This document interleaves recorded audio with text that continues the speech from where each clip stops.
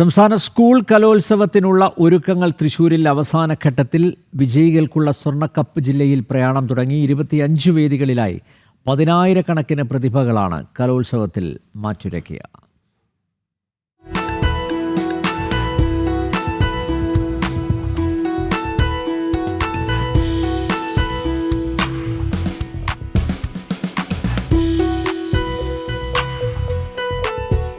ജില്ലാ അതിർത്തിയിൽ നിന്ന് മേളങ്ങളുടെ അകമ്പടിയോടുകൂടിയാണ് സ്വർണ്ണക്കപ്പിന് വിദ്യാർത്ഥികൾ സ്വീകരണം നൽകിയത്. മാള, കൊടുങ്ങല്ലൂർ, ചേലക്കര റൂട്ടുകളിൽ പ്രയാണം അവസാനിപ്പിച്ച് നാളെ കപ്പ് കലോത്സവ നഗരിയിലെത്തും. കലോത്സവത്തിന്റെ പ്രധാന വേദി സംഘാടകർക്ക് കൈമാറിക്കഴിഞ്ഞു. മറ്റ് വേദികളുടെ നിർമ്മാണം അവസാന ഘട്ടത്തിലാണ്. 10 ഇൻസ്പെക്ടർമാരുടെ നേതൃത്വത്തിലാണ് 1200ഓളം പോലീസുകാരെ സുരക്ഷയ്ക്കായി ഒരുക്കിയിട്ടുള്ളത്. നഗരത്തിൽ സ്ത്രീ സൗഹൃദ ടാക്സികളും സർവീസ് നടത്തും. ഊട്ടുപുരയിൽ നാളെ വൈകിട്ട് മുതൽ ഭക്ഷണ വിതരണം തുടങ്ങും. പഴയട മോഹനൻ നമ്പൂതിരിയുടെ നേതൃത്വത്തിൽ പാചകം ഇത്തവണയും കേമാകും. ജനം, തൃശൂർ.